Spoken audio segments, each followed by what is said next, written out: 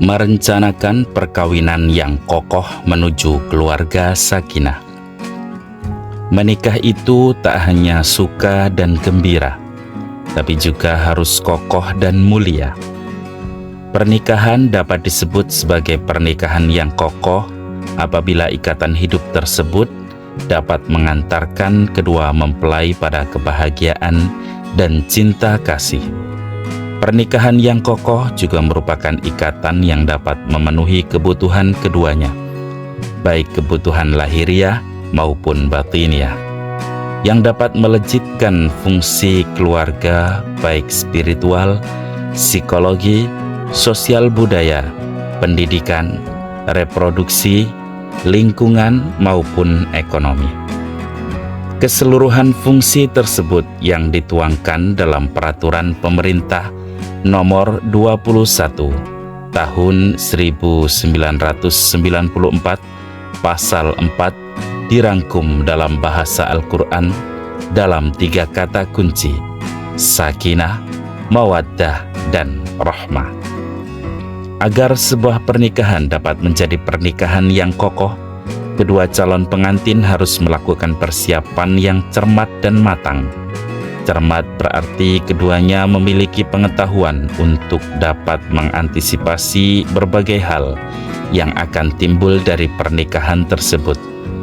Matang dalam arti keduanya bersedia berusaha bersama dalam menumbuhkan semangat, nyaman, rela, dan tanpa paksaan sama sekali dalam memasuki gerbang pernikahan.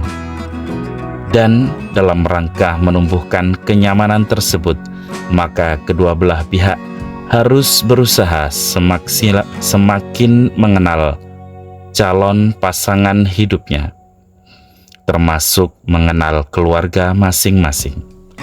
Dalam Islam, semua proses pranikah, mulai dari niat menikah, khitbah, perwalian, mahar, saksi, akad menikah, dan walimah merupakan pengkondisian agar pernikahan yang terjadi kelak benar-benar menjadi sebuah pernikahan kokoh dan bermuara kepada keluarga yang harmonis dan penuh cinta.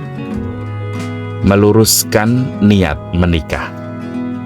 Tiap orang yang ingin menikah mesti memiliki tujuan di balik keputusannya tersebut. Bagi sebagian orang, menikah merupakan sarana untuk menghindari hubungan seksual di luar nikah atau perzinahan.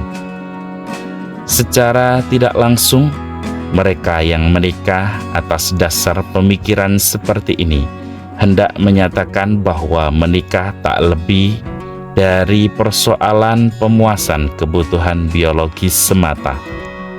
Ada pula yang menikah karena alasan finansial, seperti mendapatkan kehidupan yang lebih layak atau mengikuti arus semata. Sebagian lain menikah karena tak dapat menolak desakan keluarga atau terpaksa mengikuti karena berbagai alasan lain. Sebagai bagian dari ibadah, pernikahan dalam Islam adalah media pengharapan untuk segala kebaikan dan kemaslahatan. Atas harapan ini, ia sering disebut sebagai ibadah dan sunnah. Untuk itu, pernikahan harus didasarkan pada visi spiritual sekaligus material. Visi inilah yang disebut Nabi Muhammad SAW sebagai din, untuk mengimbangi keinginan rendah pernikahan yang hanya sekedar perbaikan status keluarga atau hasab, perolehan harta atau mal, atau kepuasan biologis, jamal. Tujuan dan visi pernikahan ini terekam dalam sebuah teks hadis berikut ini. An Abi Hurairah radhiyallahu anhu, anin Nabi sallallahu alaihi wasallam, qala tunkahul mar'atu li arba'in, limaliha wali hasabiha wali jamaliha wali diniha fadfar bidzatid dini taribat siyadak. Dari Abu Hurairah radhiyallahu an, dari Nabi Shallallahu alaihi wasallam bersabda, seorang perempuan biasanya dinikahi karena 4 hal: hartanya, statusnya, kecantikannya, dan agama atau dinnya. Maka pilihlah perempuan yang memiliki din, agar kamu terbebas dari persoalan. Hadis riwayat Bukhari. Walaupun redaksi hadis ini berbicara tentang daya tarik perempuan yang hendak dinikahi, akan tetapi karakteristik dan daya tarik tersebut juga dapat diterapkan kepada pria. Dengan demikian, muara dari teks hadis ini adalah soal 4 faktor yang menjadi motivasi pernikahan, yaitu harta, status sosial, keinginan biologis, dan din atau agama. Dalam konteks hadis ini, kata din adalah keimanan kepada Allah Subhanahu wa Ta'ala yang dapat memenuhi kepribadian yang stabil dalam segala keadaan, jiwa yang tangguh, percaya diri, rendah hati, dan sabar. Dalam konteks din sebagai ibadah ritual sehari-hari, mulai dari ibadah wajib semisal sholat, zakat, puasa, haji, hingga zikir harian, maka din termasuk tersebut menjadi media penguatan kepribadian yang dimaksud. Kata din ini juga bisa diartikan sebagai komitmen moral akan nilai-nilai kebaikan dan kebersamaan dalam keluarga. Komitmen ini juga akan menjadi fondasi dalam mengarungi kehidupan keluarga yang mungkin akan menghadapi berbagai gejolak dan masalah di kemudian hari jika dikaitkan dengan Quran Surah Ar-Rum ayat 30.221. Maka din adalah komitmen 2 calon mempelai untuk selalu menghadirkan ketentraman, sakinah, dan menghidupkan cinta kasih dalam berumah tangga, mawaddah warahmah. Visi mawaddah warahmah, ketentraman batin dan cinta kasih ini harus menjadi niat yang paling fundamental. Oleh karena itu, pasangan yang hendak menikah seharusnya kembali memeriksa niat masing-masing, membetulkan dan meluruskan niat agar pernikahan yang dilakukan tidak hanya bersifat pelampiasan kebutuhan biologis semata, tapi juga merupakan ibadah keluarga, merupakan ibadah karena Allah Subhanahu wa Ta'ala. Pasangan yang meluruskan niatnya untuk menikah karena Allah semata diharapkan akan memahami bahwa visi pernikahan yang memberikan ketentraman pada diri dan keluarga serta penuh cinta kasih tersebut tidak akan dapat dicapai tanpa komitmen bersama menjaga diri dan pasangan untuk berbuat aniaya. Tanpa pemahaman yang benar akan esensi pernikahan dan dilandaskan pada niat yang tulus karena Allah Subhanahu wa Ta'ala, potensi tindakan aniaya kepada pasangan menjadi semakin besar. Misalnya, jika pernikahan tersebut hanya dilandaskan pada keinginan menghalalkan pelampiasan kebutuhan biologis, maka penurunan pemenuhan kebutuhan tersebut dapat mengarah kepada tindakan negatif dan juga merusak. Perselingkuhan dan pernikahan kedua atau poligami tanpa sepengetahuan istri pertama dan dilakukan secara sembunyi menjadi contoh kasus yang kerap diawali oleh hal ini. Tindakan ini bukan hanya menghancurkan hubungan pernikahan yang telah dibina, tapi juga melukai pasangan dan berpotensi merusak kondisi kejiwaan anak di masa yang akan datang. Dari paparan di atas dapat disimpulkan bahwa hanya dengan meluruskan niat yang dimulai dengan introspeksi ke niat masing-masing, maka sebuah pernikahan dapat menghadirkan kebaikan kepada pasangan yang hendak menikah dan juga menjadi aktivitas yang bernilai ibadah. Persetujuan kedua mempelai. Hari kini masih dijodohkan, begitu kelakar anak-anak muda sekarang. Mungkin bagi sebagian orang perjodohan menjadi momok, tetapi tidak sedikit yang justru hanya bisa menikah lewat perjodohan, baik oleh keluarga, teman dekat, maupun komunitas organisasi. Tidak sedikit pula mereka yang dijodohkan berada dalam perkawinan yang bahagia dan langgeng. Karena itu perjodohan bukanlah pangkal masalah. Yang menjadi pangkal masalahnya adalah pemaksaan yang mungkin terkandung dalam perjodohan tersebut. Pemaksaan baik pada waktu satu pihak atau kedua belah pihak merupakan awal yang buruk untuk memulai sebuah pernikahan, karena lazimnya sesuatu yang diawali dengan paksaan tidak akan berujung pada kebaikan. Mereka yang dipaksa akan mengalami siksaan batin yang lama dan terus-menerus. Hidupnya tertekan, sikap dan perilakunya menjadi tidak tulus, dan sangat mungkin menjadi pelaku atau malah korban kekerasan dalam rumah tangga. Pemaksaan dalam perkawinan sama sekali bukan tindakan yang islami, apalagi terpuji. Islam mengajarkan bahwa siapapun yang dipaksa berhak menolak, dan apapun pernikahan tersebut tetap dipaksa untuk dilangsungkan. Pihak yang dipaksa berhak melaporkan kondisi tersebut ke pihak berwenang dan membatalkannya. Hal seperti ini terjadi pada zaman Rasulullah SAW, sebagaimana kasus Khansah binti Khidah. Kasus ini direkam dalam sebuah hadis sebagai berikut.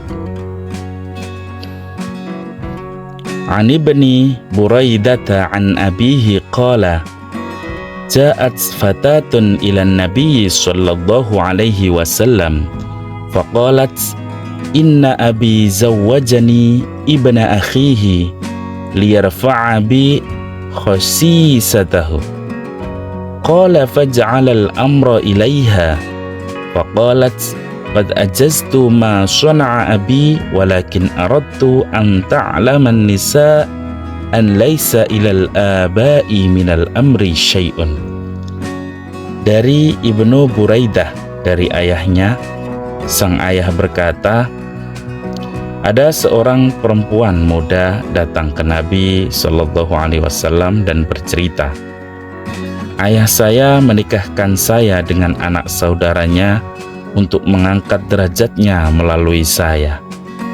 Nabi SAW memberikan keputusan akhir di tangan sang perempuan. Kemudian perempuan itu berkata, ya Rasulullah, saya rela dengan yang dilakukan ayah saya. Tetapi saya ingin mengumumkan kepada para perempuan bahwa ayah-ayah tidak memiliki hak untuk urusan ini. Hadis riwayat Ibnu Majah. Untuk sebuah pernikahan yang kokoh, kedua calon pengantin harus benar-benar memiliki kemauan yang paripurna, tanpa paksaan siapapun. Dalam bahasa fikih disebut sebagai kerelaan satu sama lain atau antaradin.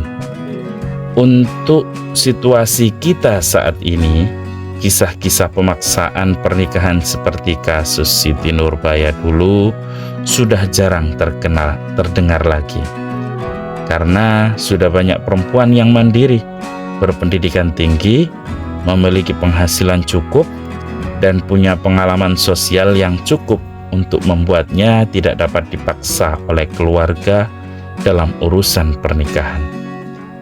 Tetapi teks hadis ini masih sangat relevan untuk menegaskan kemandirian dalam pernikahan yang menyangkut nasib hidupnya ke depan.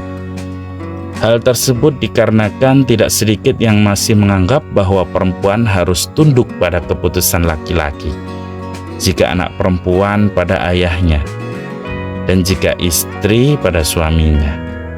Anggapan ini tentu saja menyalahi kemandirian perempuan sebagai manusia utuh yang terekam pada teks tersebut di atas.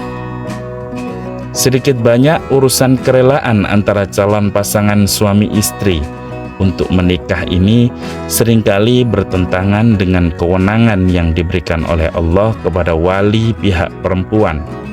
Dalam berbagai kesempatan yang terjadi adalah sang wali merasa berhak untuk menjodohkan anak gadis yang berada dalam perwaliannya kepada seseorang tanpa harus meminta kerelaan sang anak atau bahkan melakukan pemaksaan. Tentu hal ini bertentangan dengan hadis yang ada di atas. Namun sebelum membahas kasus tersebut lebih jauh lagi, ada baiknya kita paparkan apa yang dimaksud dengan wali, bagaimana kewenangannya, dan bagaimana hubungannya dengan konsep ijbar dalam perwalian. Dari segi bahasa, kata wali yang berasal dari bahasa Arab berarti penolong atau pelindung atau penanggung jawab.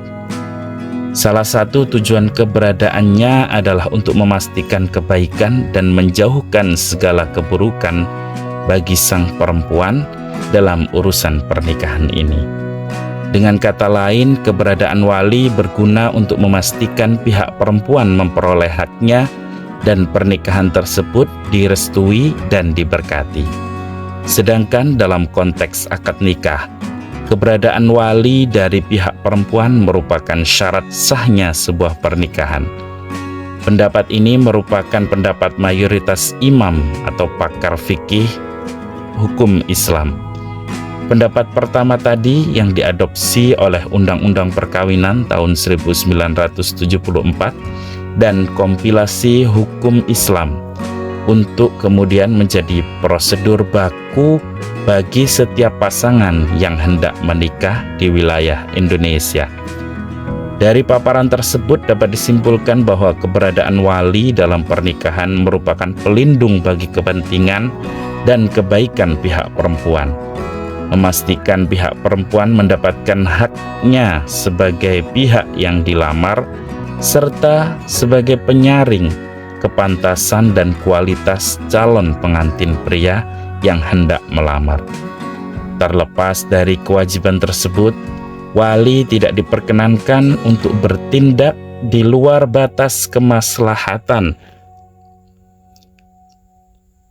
dari perempuan yang berada di bawah perwaliannya.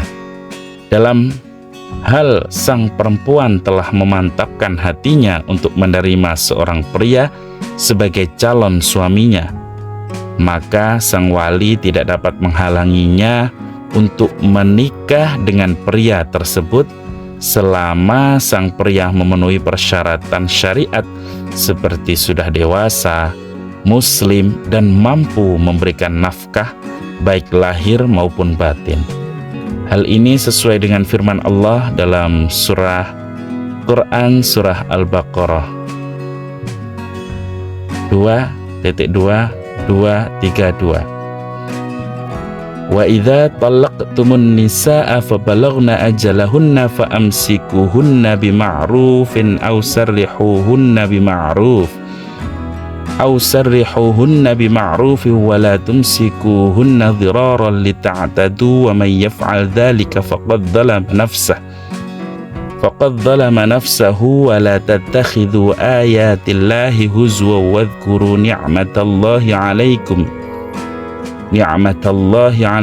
wa ma anzala 'alaikum minal kitabi wal hikmati ya'idukum bih wattaqullaha wa'lamu annallaha bikulli syai'in alim. Apabila kamu mentalak istri-istrimu lalu habis masa iddahnya, maka janganlah kamu para wali menghalangi mereka kawin lagi dengan bakal suaminya apabila telah terdapat kerelaan di antara mereka dengan cara yang ma'ruf. Keberadaannya sebagai pelindung itu juga membuat seseorang wali dapat dicabut otoritasnya jika dia tidak bertindak jika dia sudah bertindak tidak lagi atas kepentingan dan kebaikan sang perempuan yang berada dalam perwaliannya.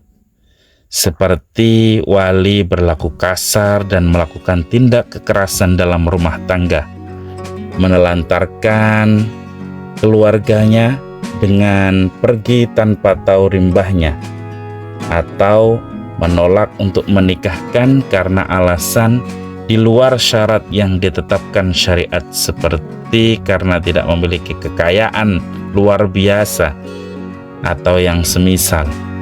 Dalam kasus seperti ini, perempuan dapat mengajukan perpindahan kewalian kepada pengadilan untuk kemudian, jika terbukti, dipindahkan kepada kerabat lain atau kepada wali hakim.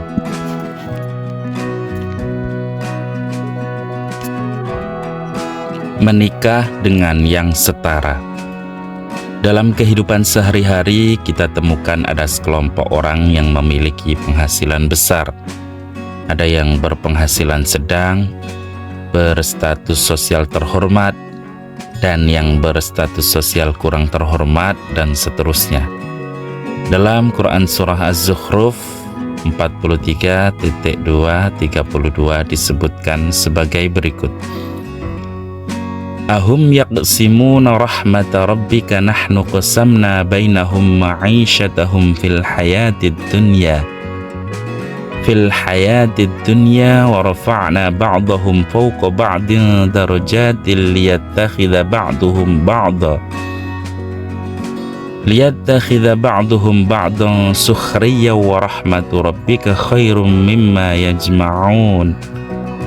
Apakah mereka yang membagi-bagi rahmat Tuhanmu? Kami telah menentukan antara mereka penghidupan mereka dalam kehidupan dunia, dan kami telah meninggikan sebagian mereka atas sebagian yang lain beberapa derajat, agar sebagian mereka dapat mempergunakan sebagian yang lain. Karena itu, topik kesepadanan dalam perkawinan antara satu individu dengan yang lain, antara satu keluarga dengan yang lain, ini tetap menjadi relevan dari waktu ke waktu. Hukum Islam juga mengakui dan memberikan perhatian khusus terhadap kondisi tersebut, dengan menjadikannya sebagai salah satu kajian dalam hukum perkawinan.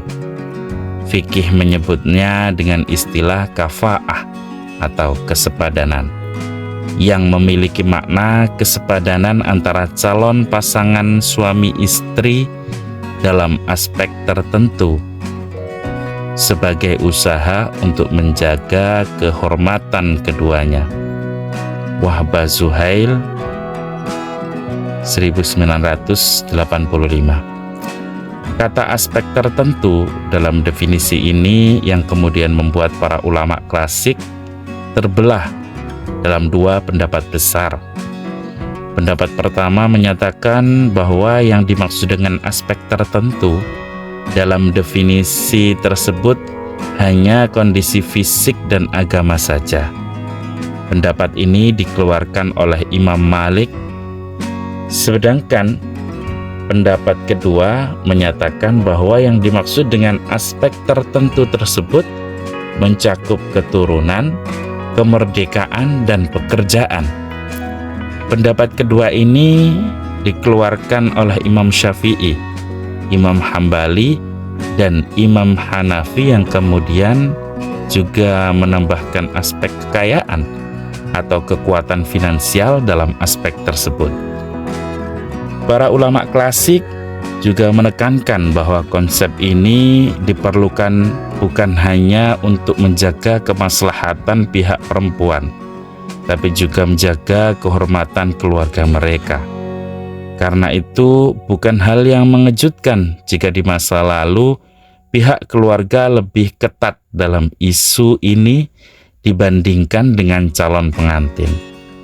Namun, seiring dengan perjalanan waktu dan perkembangan zaman, konsep kesepadanan tersebut cenderung didiskusikan dalam kerangka memfasilitasi kelangsungan ikatan pernikahan kedua mempelai, ketimbang terlalu menitik beratkan pada penjagaan status sosial keluarga. Orientasi konsep tersebut perlahan bergerak kepada kesepadanan berbagai aspek yang memungkinkan kedua mempelai membangun dan mempertahankan keluarga yang mereka impikan, seperti kesepadanan dalam hal cara berpikir, usia, pendidikan, keindahan fisik, dan tentu saja status sosial serta ekonomi. Mereka yang hendak memasuki jenjang pernikahan sebaiknya memberikan perhatian yang cukup kepada isu kesepadanan ini, sebab semakin dekat titik kesepadanan antara kedua mempelai, maka akan semakin mudah mereka membangun kesepakatan di kemudian hari. Mereka juga akan semakin mudah untuk memahami perbedaan antara dirinya dan pasangannya, serta mencari titik temu dan solusi untuk mengatasi berbagai masalah yang telah ditimbulkan oleh perbedaan tersebut.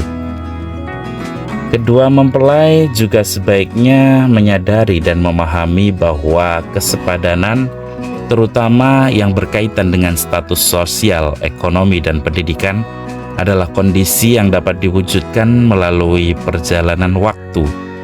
Kondisi tersebut berproses mengikuti perkembangan dan dapat diupayakan bersama selama ada kesiapan dan komitmen dari pasangan yang hendak menikah tersebut, plus keyakinan bahwa semua orang muslim itu sepadan satu dengan yang lain.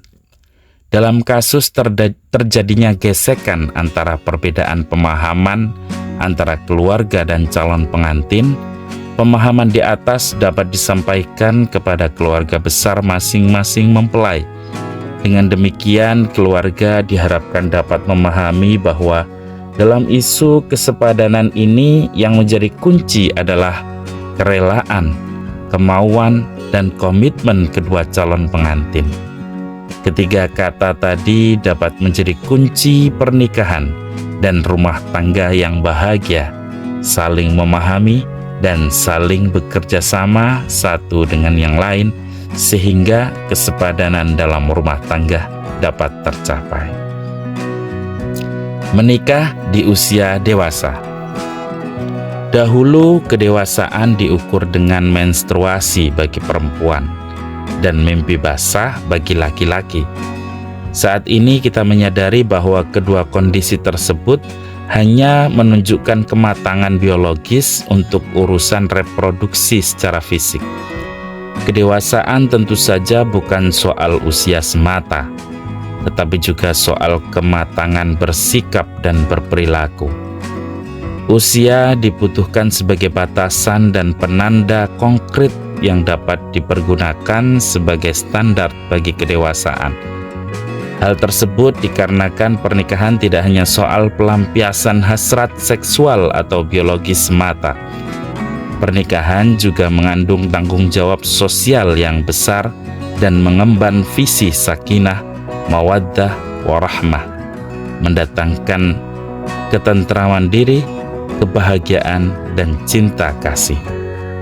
Demikian beratnya visi dan tanggung jawab yang dikandung dalam sebuah pernikahan, maka kedewasaan merupakan salah satu item yang memberikan pengaruh signifikan dalam kelanggengan rumah tangga di masa mendatang.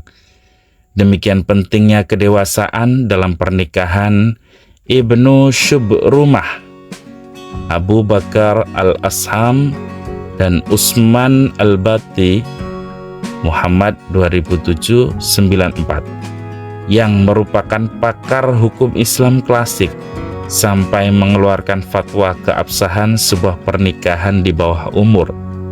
Mereka mendasarkan pandangan ini kepada ayat Al-Quran yang mengaitkan waktu pernikahan seseorang dengan usia kematangan dan kedewasaan rushd, sebagaimana disebutkan dalam Quran Surah An-Nisa 4.26. Wabtalul yatama hatta idza balagun nikaha fa in anastum minhum rushda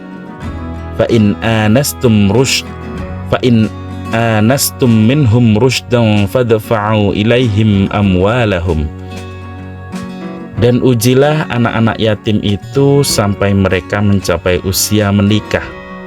Ketika kamu sudah melihat mereka sudah cerdas, maka berikanlah harta-harta mereka kepada mereka. Syarat kedewasaan ini menjadi semakin penting karena studi yang ada menunjukkan bahwa perkawinan yang dilakukan di usia dini atau belia memiliki kecenderungan untuk bercerai. Kondisi tersebut terasa logis karena kesiapan mental pasangan yang belia belum cukup untuk mengarungi kehidupan rumah tangga di masa sekarang. Pendapat ini pula yang kemudian diadopsi Undang-Undang Perkawinan Nomor 1 Tahun 1974 yang menyatakan batasan usia minimal yang diperbolehkan untuk melakukan pernikahan adalah 21 tahun. Di bawah usia tersebut diperlakukan izin orang tua dengan syarat minimal 19 tahun bagi pria dan 16 tahun. Mengawali dengan khitbah. Dalam Islam, proses pranikah dikenal dengan sebutan peminangan atau khitbah, yang merupakan penyampaian kehendak seorang pria untuk menikahi seorang perempuan. Pada dasarnya, semua perempuan yang bukan termasuk haram untuk dinikahi sah untuk dilamar. Pengecualian terdapat pada perempuan yang masih dalam masa iddah, rujuk atau raj'i, yang masih masuk dalam kategori haram untuk dilamar, baik melamar secara tegas maupun sindiran. Pelamaran tersebut dikarenakan perempuan tersebut masih terikat dengan suami yang menceraikannya, dan dalam kondisi ini sang suami lebih berhak untuk rujuk kembali kepadanya dengan syarat mempunyai keinginan untuk perdamaian. Biasanya proses peminangan melibatkan keluarga laki-laki dan perempuan. Dalam proses ini diharapkan terjadinya pengenalan dan penyesuaian bagi kedua calon pengantin dan juga keluarga besar kedua belah pihak. Pada tahapan ini, kedua calon pengantin masuk dalam tahapan pranikah yang krusial dan akan sangat baik jika dipergunakan untuk mengenal perbedaan masing-masing dalam berbagai hal, mulai dari karakter, budaya, keluarga, termasuk visi tentang pernikahan dan keluarga yang hendak dibangun. Pengenalan yang lebih dalam terhadap sisi psikologi, karakter, keluarga, dan budaya calon pengantin, calon pasangan hidup ini akan sangat berguna di masa yang akan datang, terutama meminimalisir konflik yang diakibatkan oleh perbedaan yang ada. Penting diperhatikan oleh kedua calon mempelai bahwa tahapan khitbah atau peminangan bukan akad pernikahan. Prosesi tahapan khitbah atau peminangan bukan akad pernikahan. Proses ini hanya merupakan pengikat pranikah, dan karena itu hubungan pranikah sama sekali belum terjadi. Dengan demikian, para kedua calon pengantin tidak dihalalkan untuk melakukan hubungan suami istri hingga nanti akad nikah selesai dilaksanakan. Kalaupun ada adat yang membolehkan hubungan suami istri hanya karena telah melakukan lamaran, maka adat tersebut jelas bertentangan dengan syariat Islam dan tidak dibenarkan untuk diikuti. Karena jika diikuti, maka hubungan suami istri pada tahapan ini masuk dalam kategori perzinahan yang merupakan dosa besar dalam Islam. Hal lain yang patut mendapatkan perhatian adalah perempuan yang telah dilamar dan menerima lamaran dari satu pria tidak diperkenankan untuk menerima lamaran dari pria lain. Pria lain juga tidak diperkenankan untuk mengajukan lamaran kepada perempuan yang sudah menerima lamaran dari pria lain, sampai perempuan membatalkan lamaran dari pihak sebelumnya. Pembatalan khitbah atau lamaran dapat dilakukan dan bukan dimasukkan dalam kategori bercerai karena hubungan pernikahan belum terjadi. Akan tetapi, hendaknya pembatalan tersebut jika memang harus terjadi dilakukan dengan tetap mengindahkan hubungan baik dan dilakukan dengan cara yang baik. Pemberian mahar. Di Nusantara ini prosesi akad nikah kadang lebih kental dengan nuansa budaya dibanding agama. Kebanyakan orang lebih terikat dengan adat istiadat yang telah membudaya daripada dengan ajaran agama. Tentu saja adat istiadat yang berkaitan dengan pernikahan diperbolehkan selama tidak bertentangan dengan syariat Islam.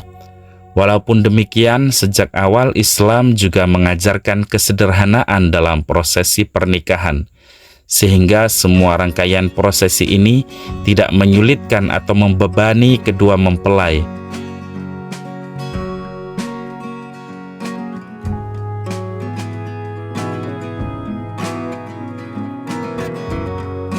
Sebab dalam pandangan Islam, seluruh rangkaian prosesi tersebut tak lebih dari simbol belaka, sementara substansinya adalah ikatan dan komitmen mereka berdua.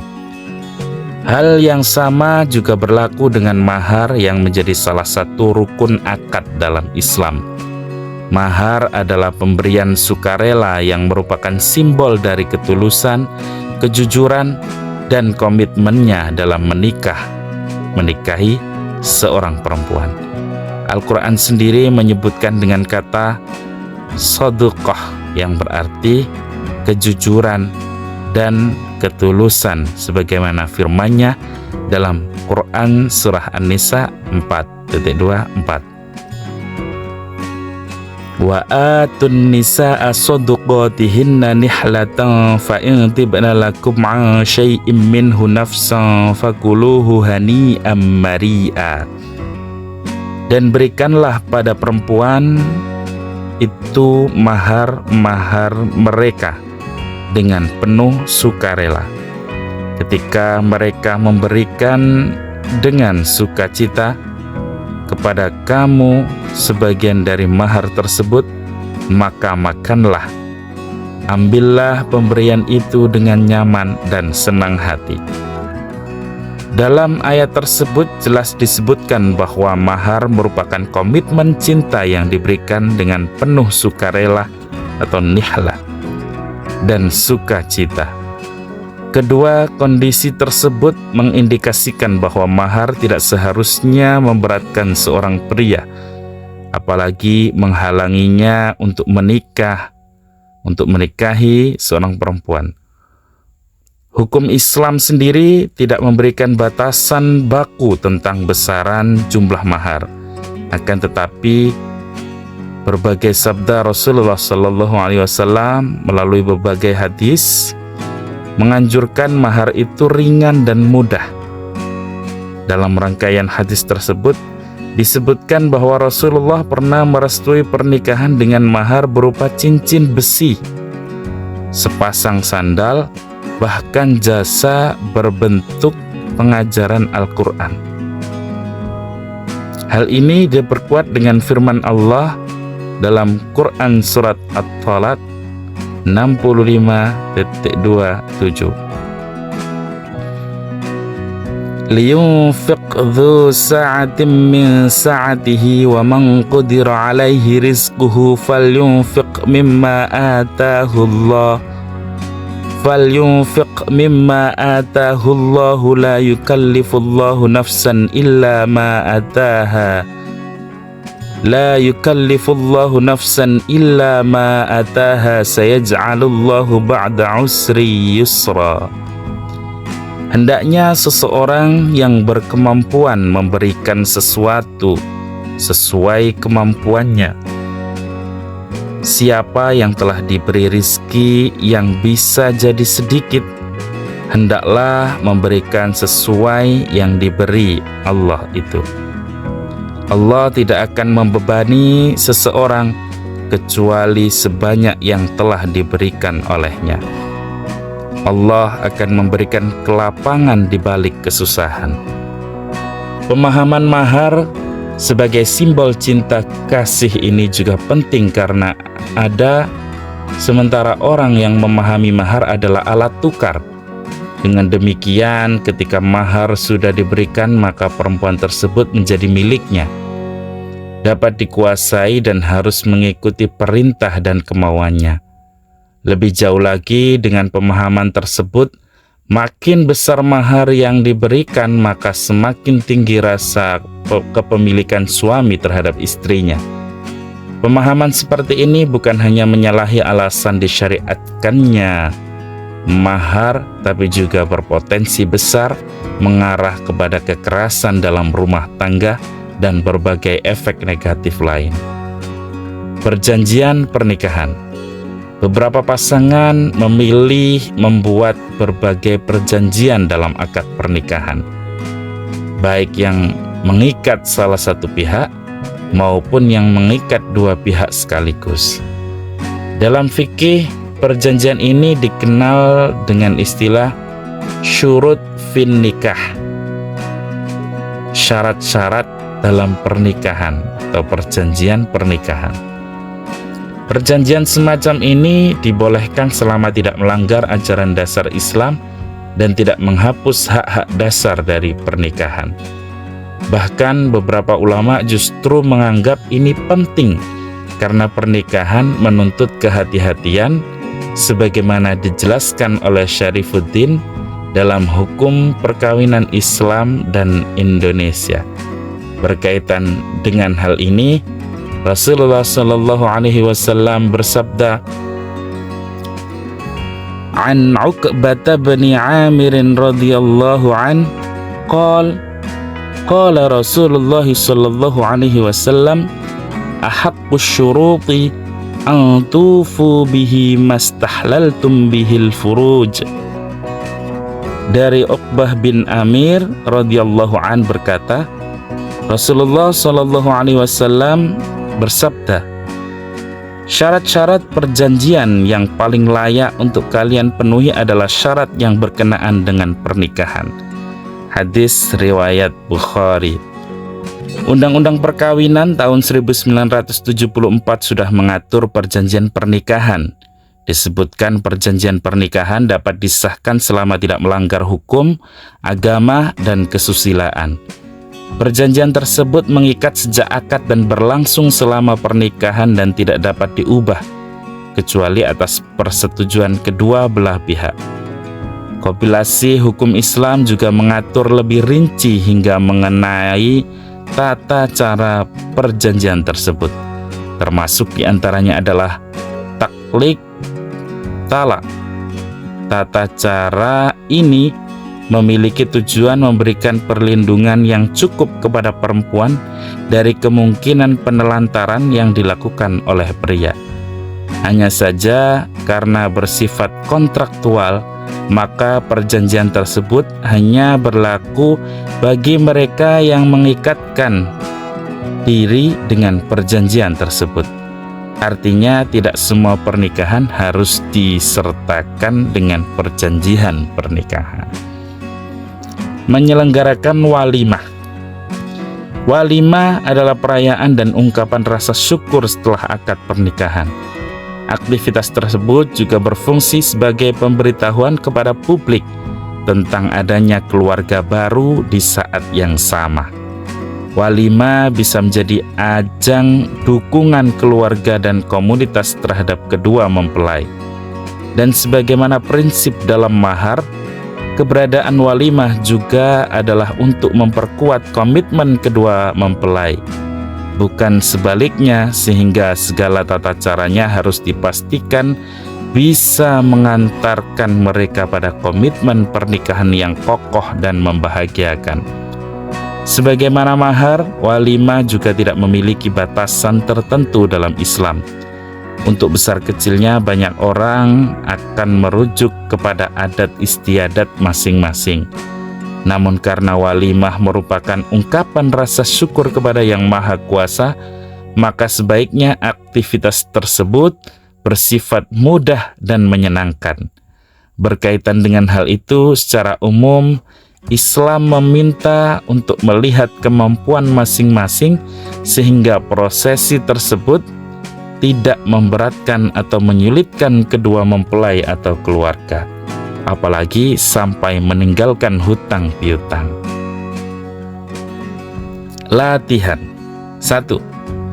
Cobalah diskusikan antara kedua calon mempelai mengenai hal-hal yang telah dilakukan masing-masing untuk mempersiapkan pernikahan. Dalam box di bawah adalah contoh hal-hal yang mungkin bisa didiskusikan. 2. Tuliskan apa yang telah dilakukan dan mengapa hal itu dilakukan. 3. Sampaikan hal yang sudah ditulis kepada pasangan dan diskusikan sampai menemukan titik temu bahwa apa yang dilakukan adalah untuk memperteguh komitmen mencapai visi, mimpi, dan harapan kedua belah pihak. 4. Ketika seseorang mendengar apa yang dilakukan pasangannya, cobalah dia bertanya apa yang harus dirinya lakukan untuk merespon apa yang sudah dilakukan pasangannya. Berikut kolom calon mempelai perempuan. Saya telah melakukan medical check up untuk informasi awal kesiapan tubuh saya dalam berumah tangga. Calon mempelai laki-laki, saya telah mengumpulkan uang untuk diserahkan sebagai mahar dan bekal resepsi pernikahan. Calon mempelai perempuan, apa yang dapat saya lakukan untuk meringankan dan memuluskan proses mahar dan resepsi pernikahan? Calon mempelai laki-laki, apa yang dapat saya lakukan untuk mengimbangi medical check up yang kamu lakukan? Apakah aku juga mesti medical check up?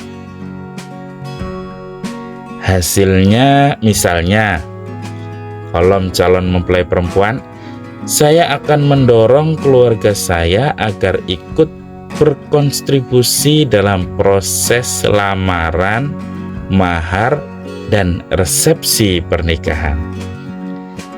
Hasilnya misalnya, buat calon mempelai laki-laki, saya akan medical check up dan hasilnya akan kita baca bersama-sama, bareng punya saya dan punya kamu juga.